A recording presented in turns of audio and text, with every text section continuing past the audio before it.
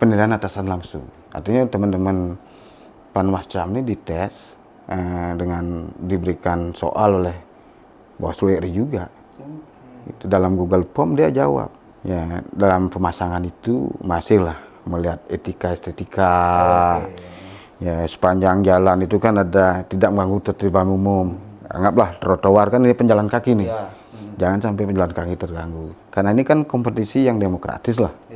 Ya, siapapun yang menjadi calon partai itu kan ada gabungan partai politik dan partai mengusung sendiri.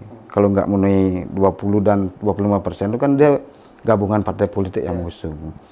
Nah, bagi para calon ini ya tahapnya mereka ini kena belum penetapan dari partai politik terhadap calon itu yang mendapat. Sekarang kan calon bupati wakil bupati kan harus dapat rekomendasi dari DPP. Nggak ada lagi istilahnya Bawaslu KPU itu Tom and Jerry. Iya kan gitu. Tapi Bawaslu punya tugas dan kewenangan, KPU punya tugas dan kewenangan secara teknis penyelenggara, ya kami kelebihannya Bawaslu kan pengawasan.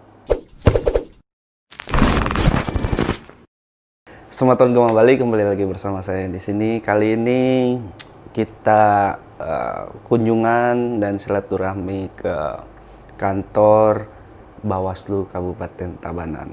Dan mari kita sambut bersama Bli Ketut Nartel, Ketua Bawaslu Tabanan. Swastiastu. Bli, izin panggil Bli ya. Siap.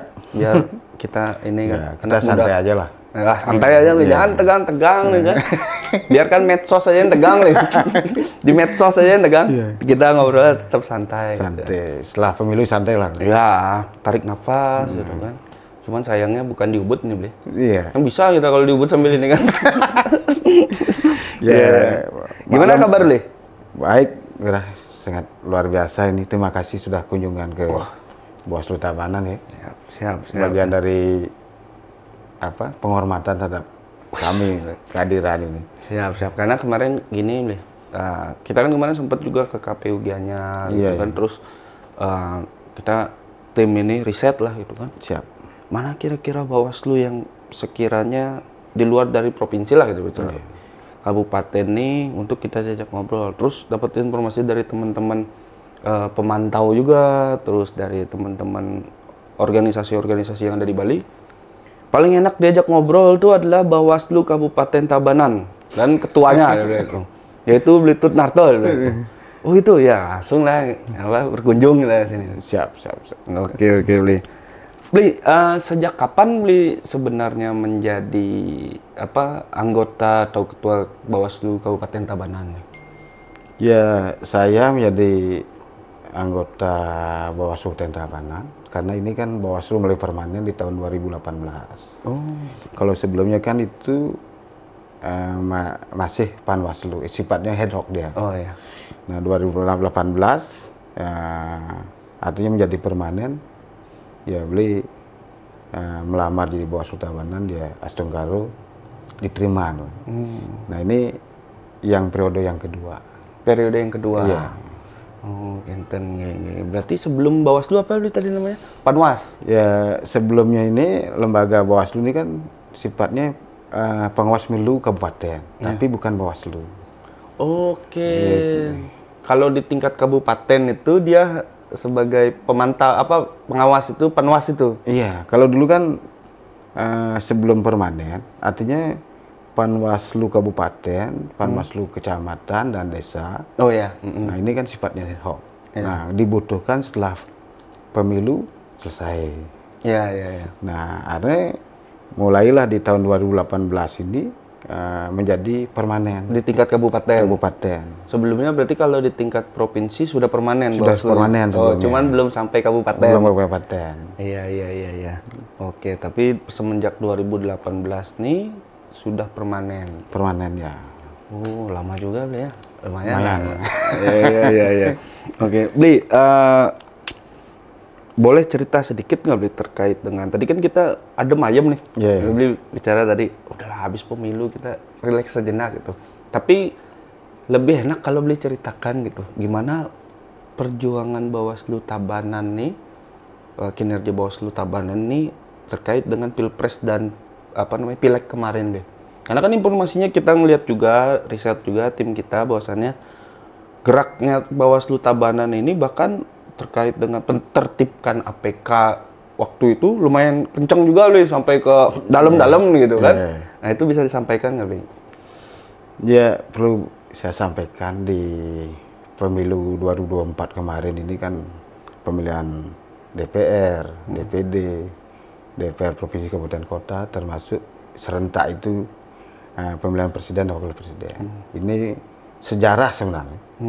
Pemilihan serentak ini dalam satu hari yang sama di hari H itu, ya kami Bawaslu Tabanan pada prinsipnya ya sesuai dengan arahan pimpinan kami di provinsi dan di RI, kita kan lebih banyak melakukan pencegahan. Nah, setiap ditemukan dalam pengawasan, karena kita cegah dulu biar tidak terjadi bagi orang-orang yang dilarang dalam ikut berpolitik praktis. Ya contohlah Perbekel, DPD, ASN. Ya, Bawaslu Tabanan banyak melakukan sosialisasi dan pendekatan secara personal. Nah, terkait dengan pelanggaran alat peraga kampanye, ya Bawaslu juga banyak melakukan persuasif sebenarnya. Ya kita undang partai politik bahwa kita, karena data dari sahabat kita di kecamatan, Bawaslu kecamatan dan desa, ya akhirnya motor penggerak kita nih dalam agen-agen intelijen kita kan ada di kecamatan dan desa. Artinya kalau dibilang nih Bawaslu ini ya kayak ya Intel juga lah. Artinya kita punya agen-agen yang pengawasan itu yang sampai desa dan kecamatan, mereka yang mendata di mana penempatan alat peraga kampanye sesuai dengan yang regulasi yang disampaikan oleh teman-teman KPU. Ya seperti contoh kan banyak nih dia pasang di tiang listrik karena PLN sudah sempat audiensi ke kita. Ya artinya dianggap nih kayak APK bendera, jangan sampai mengganggu kibaran ini. Artinya kan bisa aja mengganggu kabel ini, karena bisa meledak kardunya. Konsleting. Ya ini kan mengganggu juga masyarakat semua. Jangan sampai gara-gara pemilu ini. Ya, pemilu kan bergembira kita, apalagi kemarin kan hari Valentine. Nah, karena jangan sampai kita bergembira ini masyarakat dirugikan. Karena inilah kita lakukan, mengundang partai politik berkali-kali, kita sampaikan, oh ini yang melanggar. Kita berikan dulu kewenangan untuk teman-teman peserta pemilu partai politik untuk melepas itu. Nah, setelah panjang proses, tidak juga diindahkan, ya Bawaslu menyurati teman-teman KPU Tabanan karena dalam administrasi sesuai dengan peraturan perundang-undangan, karena Bawaslu menyampaikan hasil pengawasan. Nah, hasil pengawasan itu kita sampaikan APK di mana yang melanggar, titiknya di mana, lengkap lah itu titiknya, lokasi, alamatnya kita kirim ke KPU. KPU menyampaikan peserta pemilu berdasarkan laporan pengawasan Bawaslu. Artinya KPU ini meminta peserta pemilu harus mencabut mana yang dianggap melanggar oleh teman-teman KPU. Ya Bawaslu loh. KPU dulu menyampaikan loh. Ya berarti fokusnya Bawaslu itu sebenarnya bukan fokus, maksudnya hal yang utama dari Bawaslu itu adalah sebenarnya pencegahan. Makanya Bawaslu Tabanan ini lebih banyak untuk mengundang peserta politik, peserta pemilu ini untuk disosialisasikan terkait dengan aturan-aturan. Karena memang sepakat sih, maksudnya kalau udah disosialisasikan pencegahan terus ternyata ada yang melanggar gitu kan, udah kan gitu, orang udah kita kasih bekalnya kan istilahnya gitu ya. Oke. Nah kalau untuk ini kan ke depan ada pilkada, apakah informasinya ya, tolong diklarifikasi juga informasinya, katanya terkait pilkada ke depan ini teman-teman di Panwascam sampai ke desa itu katanya ada apa istilahnya ya, pemilihan ulang gitu Ya terkait dengan perekrutan Panwascam itu. Iya, Ya ini kemarin kan juknis yang diberikan oleh pimpinan kita di Bawaslu RI, karena itu kan sudah banyak pertimbangan dari pimpinan Bawaslu Bali dan se-Indonesia lah, provinsi sampai ke Bawaslu RI. Memang akhirnya pilihan dari harus kita taati karena hierarki dengan pimpinan kita di Bawaslu RI. Ya ini bagi Panwascam yang masih bertugas. Karena kemarin kan 30 April baru selesai tugasnya. Ya, akhirnya secara juknisnya diberikan dia existing. Artinya existing ini dia bagi yang masih menjalankan tugas sebagai Panwascam. Nah, dia mengikuti tes portofolio. Tes portofolio. Iya.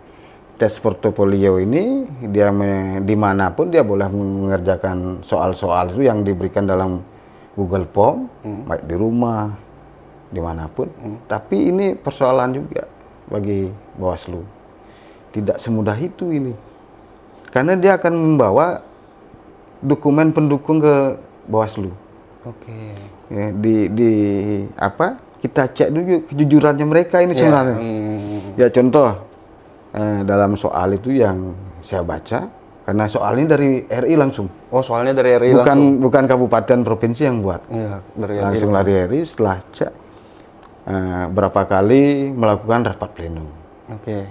Nah, kalau teman-teman Panwascam kecamatan, Panwaslu kecamatan ini tidak punya data, dia menjawab hanya 5 kali. Tapi alat pendukung untuk ada nggak berita acara plenonya ini dan absensi, ini dia harus bawa ke sini membuktikan. Nah itu, artinya soalnya itu dibilang gampang, tapi kan bukti pendukung nih kalau nggak sesuai dengan jawaban kan kita bisa menilai. Ini jujur nggak teman-teman kan gitu? Iya betul. Nah kedua adalah tes penilaian atasan langsung. Artinya teman-teman Panwascam ini dites dengan diberikan soal oleh Bawaslu RI juga. Itu dalam Google Form dia jawab bagaimana kemampuan teman-teman sahabat Panwascam ini menggunakan komputer. Sekarang kan zamannya modern ya. Modern IT. Nah ketika bagaimana dalam mengerjakan itu kan tidak selalu dia akan menugaskan staf untuk bekerja. Iya betul. Artinya pimpinan itu ada emergensi yang harus kita ikut juga bekerja. Nah itu kita penilaian itu, nah itulah yang harus kita ikuti oleh yang diberikan petunjuk oleh Bawaslu RI. Itulah tidak seperti teman-teman KPU dia semua membuka untuk umum tes ulang. Oh kalau KPU terbuka umum untuk PPK-nya itu. Iya PPK-nya itu mereka dibuka lagi secara umum. Iya tes umum. CAT dia bareng nih. Mau incumbent, mau yang baru, dia jadi pendaftar yang baru. Kocok ulang lah beliau. Kocok ulang lah. Kalau di Bawaslu nggak seperti itu. Metodenya berbeda. Iya. Artinya diberikan lah penghargaan juga teman-teman yang tugas lama. Tapi dengan tes itu kan, ya saya lihat juga kan banyak juga merasa mampu nggak kan itu. Iya. Tapi kan ini pilihan loh. Oke Beli. Lumayan ini juga ya, apa namanya? Baru tahu juga Beli, karena informasinya dibilangnya nggak Bawaslu kocok ulang gitu. Ternyata KPU aja yang kocok ulang gitu. Bawaslunya metodenya berbeda. Kecuali gini Beli, saya tambahkan. Sekarang kan existing ini ada bagi kecamatan yang tidak ikut lagi. Kita dalam existing ini di Pilkada ini baru kita buka. Oke, kecuali dengan catatan kecuali ada kecamatan yang tidak ikut lagi dalam yang partisipasi ini. Iya, diberikan peluang ini. Oke. Ya, seperti Keramitan, Kediri lah. Kecamatan Kediri. Kan ada 3 anggota di sana. Iya. Karena semuanya tidak ikut lagi.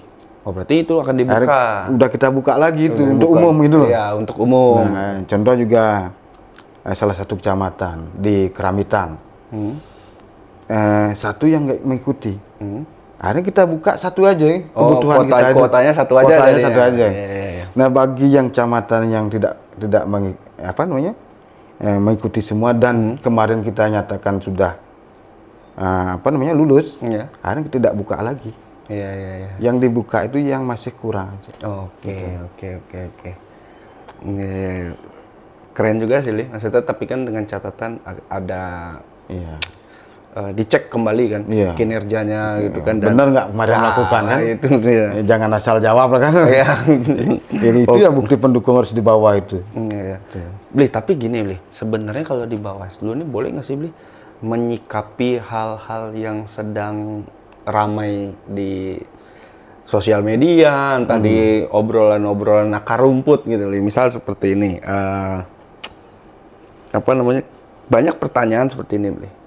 Ini kan ada beberapa hal yang sedang ramai di Bali terkait dengan salah satunya poster-poster di sosial media. Terus yang kedua terkait dengan ada beberapa baliho-baliho yang beredar untuk pilkada ke depan. Walaupun di baliho itu tidak terang-terangan bicara soal coblos atau gimana gitu kan. Tapi dia bicara soal misal satu kalimatnya adalah menuju Bali misal gitu. Ya kan? Nah, sebenarnya Bawaslu tuh boleh nggak sih menindak hal itu gitu? Walaupun ini kan belum masa kampanye gitu. Itu sikap Bawaslu gimana Bli melihat hal seperti itu? Iya, kalau melihat dari tahapan pemilihan 2024 ini, kalau lebih dikenal kan pilkada sebenarnya. Ya. Kalau sebenarnya ini pemilihan dibilangnya, gitu loh. Tapi orang tuh kalau bilang pemilihan bupati dan wakil bupati kan lebih terkenal pilkada. Iya, gitu. Atau pemilihan gubernur ini kan. Nah, dengan adanya mungkin dibilang itu kan kayak baliho di billboard. Nah, dari tahapan itu kan Bawaslu belum melihat itu suatu pelanggaran. Oke. Nah, karena apa? Masyarakat siapapun yang mungkin akan mencalonkan diri jadi bupati, wali kota dan gubernur, ya menurut Bawaslu masih sah-sah aja.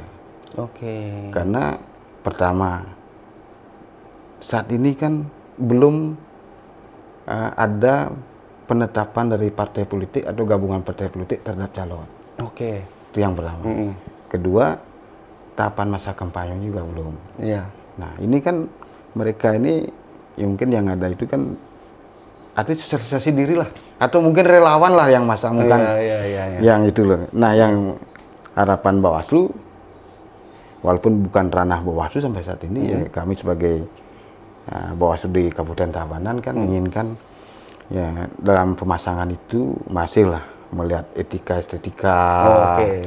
Ya sepanjang jalan itu kan ada tidak mengganggu ketertiban umum. Anggaplah trotoar kan ini penjalan kaki nih. Jangan sampai penjalan kaki terganggu. Termasuk juga ya kita berharap ya, karena ini kan pohon-pohon ini jangan sampai lagi dipaku lah. Ini kan merusak keindahan etika estetika. Ya kalau pertimbangkanlah itu, apalagi anggaplah baliho yang cukup besar, ini harus kuat juga dia pasang. Kayak takut nanti kan angin apa ini kan kena masyarakat ya. Ya malah jadi ini ya. Ya ini kan menjadi pembicaraan di masyarakat.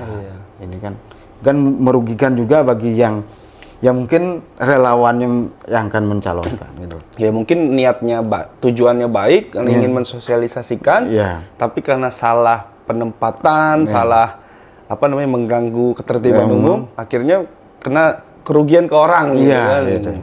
Nah, ini harus dipertimbangkan juga. Artinya Bawaslu tidak ada sampai saat ini melarang, tapi mengimbau lah pemasangan-pemasangan itu.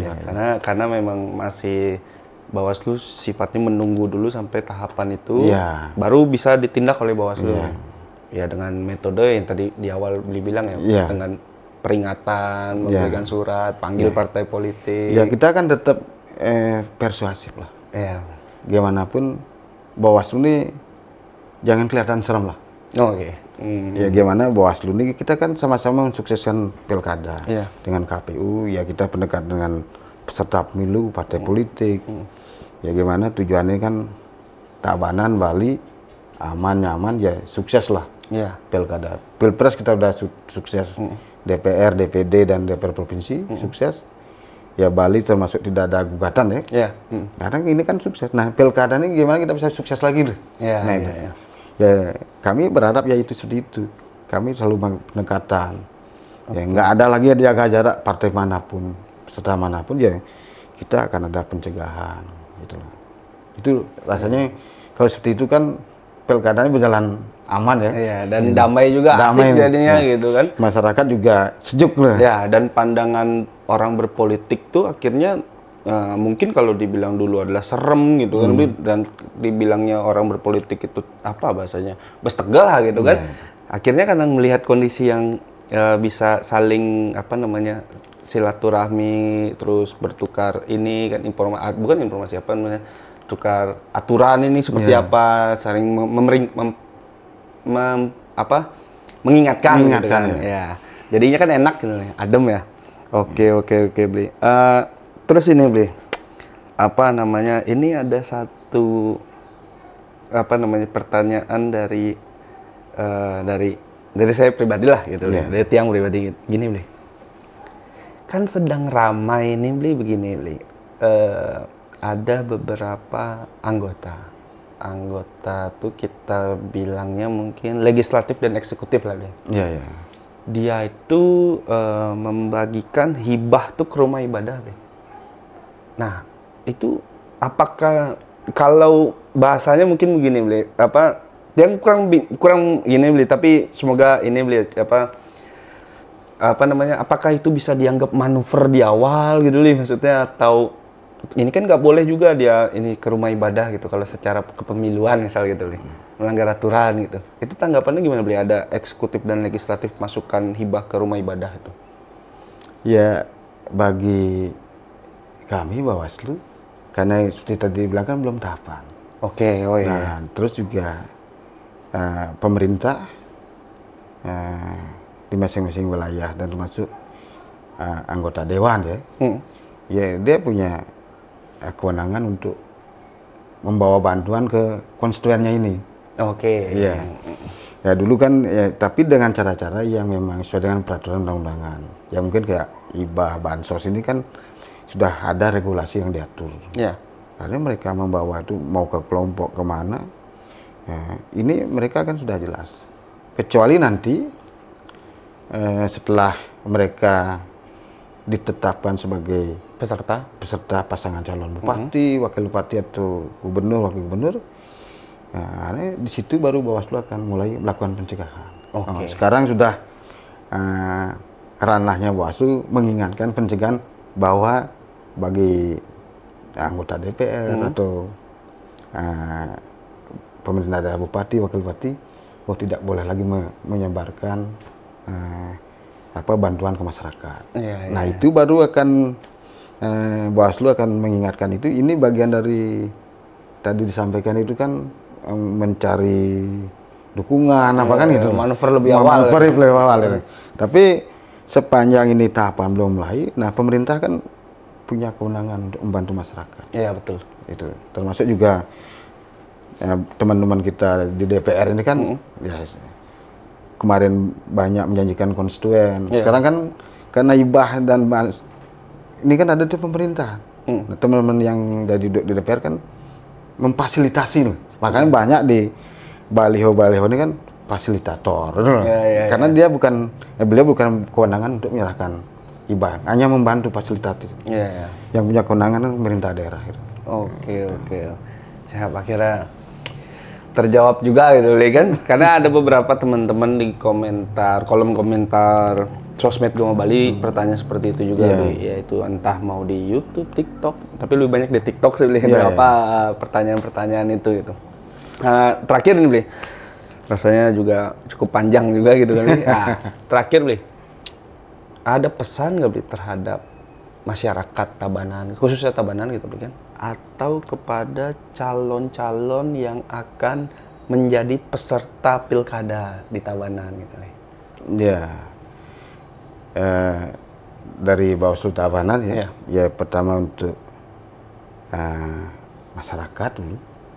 Artinya masyarakat ini kan kemarin dalam hajatan pemilu serentak itu, ini kan sejarah bagi Indonesia, pertama pemilu serentak pemilihan DPR, legislatif sampai presiden. Artinya Tabanan ini kan nyaman-nyaman. Nah ini Bawaslu berharap gimana kita mempertahankan ini dan bisa lebih baik lagi, kita saling rukun lah.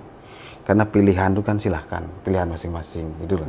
Karena sesuai dengan regulasi yang mengatur kan langsung, umum, bebas rasa, jujur dan adil. Artinya mereka dalam berikan pilihan di TPS itu tidak ada yang mulai yang tahu. Nah, gitu loh.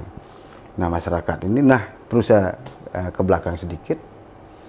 Karena tahun 2008 sampai 2013 Tabanan ini masuk zona merah. Oh, itu. Oke. Artinya zona merah dari Indeks Kerawanan Pemilu Nasional. Nah, setelah 2013 sampai kemarin ini Tabanan sudah zona hijau. Nah, gimana kita mempertahankan masyarakat ini kan semua kembali ke masyarakat. Kami sebagai penyelenggara hanya bisa menghimbau dan melakukan tugas sesuai dengan peraturan perundang-undangan. Apa tugas Bawaslu, apa kewenangan, kewajiban. Nah, bagi peserta pemilu mungkin partai politik. Kalau di Tabanan ini kan kalau dihitung yang boleh mengusung pasangan calon bupati dan wakil bupati, ini udah paling banyak kan dua calon. Paling banyak dua calon. Karena partai PDI ini kan bisa mengusung sendiri dengan jumlah kursi yang 31 kursi dari 40 kursi dan persyaratan kan jumlah kursi di DPR kabupaten kan 20%. 20%, ya. Nah, jumlah suara kan 25%. Ini kan udah teman-teman di partai PDI kan sudah lebih. Nah, yang kedua ada Partai Gerindra dan Golkar. Termasuk Demokrat 1. Nah, ini kan kalau kami hitung ini kemungkinan hanya 2 pasangan calon. Nah, Bawaslu pun berharap karena ini kan kompetisi yang demokratis lah. Siapapun yang menjadi calon partai itu kan ada gabungan partai politik dan partai mengusung sendiri. Kalau nggak memenuhi 20 dan 25% itu kan dia gabungan partai politik yang mengusung. Nah, bagi para calon ini tahapnya mereka ini kena belum penetapan dari partai politik terhadap calon itu yang mendapat. Sekarang kan calon bupati, wakil bupati kan harus dapat rekomendasi dari DPP. Nah, kalau sudah ada deklarasi nanti termasuk juga hari ini penutupan pendaftaran calon perseorangan. Hari ini tanggal 12 pukul 23.59. Nah, Bawaslu akan mengawasi ke KPU hari ini sampai pukul 23.59. Ada nggak calon perseorangan yang sudah dibuka kemarin dari tanggal 8? Calon perseorangan ini independen maksudnya? Independen, ya. Nah, dari tanggal 8 sampai tanggal 11 ini belum ada yang mendaftar. Nah, hari ini terakhir. Tapi so dengan listnya KPU diterima penutupan 23.59. Hari ini kami akan pengawasan juga ke sana. Nanti malam ke KPU. Nah, terkait dengan partai politik ini kan mereka sudah paham lah. Masalah dia siapa yang akan dicalon itu bukan ranah Bawaslu lagi. Itu ranah internal kecuali nanti sudah ada penetapan calon. Bawaslu punya program. Apa tuh? Kita kan banyak pendekatan pada calon. Partai pengusungnya. Artinya kan kita berikan aturan regulasi ini nggak boleh ini lah. Kita duduk bersama lah. Biar gimana zona hijaunya Tabanan ini kita pertahankan itu loh. Karena kan kita berharap juga teman partai politik pengusung nanti termasuk calon bupati wakil bupati. Kita akan melayangkan surat. Kita akan berkunjung seandainya ke partai A, partai B, kita berkunjung ke kantor-kantor. Kita kan lebih terbuka lah. Nggak ada lagi kesan Bawaslu itu cari-cari kesalahan. Kita kan terbuka, kita kan mensukseskan pemilu ini, pilkada. Kita harus lebih banyak pendekatan sebenarnya. Persuasif itu sudah kita jelaskan aturan ini dan kita minta juga harus diikuti lah. Ini kan tujuan gimana Tabanan bisa lebih baik menjadi contoh Bali mungkin Indonesia itu loh yang kami harapkan pada calon pilkada nanti. Maka itulah program Bawaslu akan duduk bersama. Mungkin juga kita teman-teman KPU kita ajak juga. Karena sama-sama negara kan harus mensukseskan ini. Nggak ada lagi istilahnya Bawaslu KPU itu Tom and Jerry. Oh, ya kucing-kucingan. Iya, gitu. Ya. Tapi Bawaslu punya tugas dan kewenangan, KPU punya tugas dan kewenangan secara teknis penyelenggara, ya kami kelebihannya Bawaslu kan pengawasan. Ya. Walaupun diberikan tugas pengawasan, kan bukan cari-cari kesalahan. Ya. Gimana kita juga mengingatkan teman-teman KPU dalam pencegahan, nggak langsung kita rekomendasi, ya kita cegah dulu. Teman-teman KPU gimana nih, itu loh. Yaitu ya program Bawaslu itu lebih banyak pencegahan dan koordinasi, baik itu ke KPU dan peserta partai politik termasuk calon. Nah, itu. Ya, harapan kita ya para calon nanti ini ya kita diterima loh. Termasuk juga pemasangan alat peraga nanti, gimana tabanannya benar-benar indah lah. Bisa kita kurangi lah. Artinya pemasangan alat peraga di paku pohon itu kan. Kalau bisa sebenarnya nggak perlulah ada baliho terlalu banyak. Gitu. Paling ya anggaplah titik-titik mana ya nggak perlulah. Tapi biasanya ini kan yang membuat kan bukannya beliau, para calon ini atau partai. Paling bahasanya relawan. Nah, inilah relawan ini. Kenapa kami akan harus ketemu partai politik dan calon-calon ini agar relawannya diingatkan. Jangan sampai ini loh aturan KPU untuk memasang alat peraga. Nah, jangan sampai nanti Bawaslu juga akan menyampaikan ini pelanggaran. Itu. Nah, selama ini kan banyak relawan tuh hanya masang nggak tahu aturan. Iya, betul. Oke. Siap. Aduh, terima kasih banyak nih Litut atas waktunya gitu. Dan terakhir kebetulan karena Ngurah pernah menjadi pemantau gitu kan. Tapi waktu itu di Jakarta karena kuliah kan, kuliah di Jakarta terus menjadi pemantau. Ada salah satu pesan dari anggota Bawaslu di DKI Jakarta waktu itu, dia bilang, jadi Bawaslu itu gini Rah, ketika orang bilang masa tenang itu adalah masa paling tenang, bagi Bawaslu tidak. Itu adalah masa yang paling horor. Karena yang lain tenang, kita nggak tenang. Kita yang masa tenang itu kita muter-muter. Kita itu bukan kita sengaja mencari, tapi justru kita memastikan bahwasannya pemilu ini berjalan sesuai dengan aturannya. Dan memang harus aman, damai itu. Makanya itu dibilang masa yang paling tidak tenang bagi Bawaslu. Apalagi anggota-anggotanya gitu. Ya, memang benar ya. Kalau di masa tenang itu bukan masalahnya tenang bagi Bawaslu. Kenapa? Ya, sebagai pengawas kan harus banyak insting yang curiga. Iya, betul. Kita nih harus punya kecurigaan menjadi pengawas. Jangan sampai di masa tenang ini dimanfaatkan oleh pihak-pihak tertentu untuk mungkin money politik, menggiring masyarakat urus memilih A, si B. Ini kan masa tenang, benar-benar tenang. Gimana tujuan masa tenang ini? Ketika pemilihannya nanti, dia udah di masa tenang nih, ini pilihan saya. Udah adalah semacam renungan itu loh, mana pilihannya. Nah, Bawaslu itu memang harus punya tenaga yang lebih ekstra ya. Kenapa? Saya pernah di KPU. Iya. Kalau KPU itu bekerja sesuai dengan tahapan. Kalau Bawaslu itu sudah masa kampanye nggak ada waktu istilah dengan keluarga. Keluarga bisa kita tinggalkan. Karena di masa kampanye ini kan seperti di Tabanan itu kan ada kegiatan lomba mancing pagi. Ya, teman-teman pengawas pemilu kecamatan dan desa ini sibuk juga dia. Nah, terus malamnya simok ramo. Nah, siang atau di mana-mana nih ada sembahyang. Ini juga kita ya bukan nyawasi ya. Pakai nggak ini? Ada nggak kampanye di tempat ibadah itu kan nggak boleh. Nah, ini semua kita sebagai pengawasnya curiga. Kita harus deketin, ada nggak ini, atau kita cegah dulu, jangan sampai terjadi. Di masa kampanye ini, sebagai Bawaslu dan jajaran sampai itu harus punya tenaga yang lebih ekstra. Ya bisa kita nggak kenal keluarga. Gitu. Oke, Litut. Tadi padahal kita mau nutup, tapi obrolan seru kan ya. Nggak jadi dilanjut terus itu. Tapi mungkin ketika masa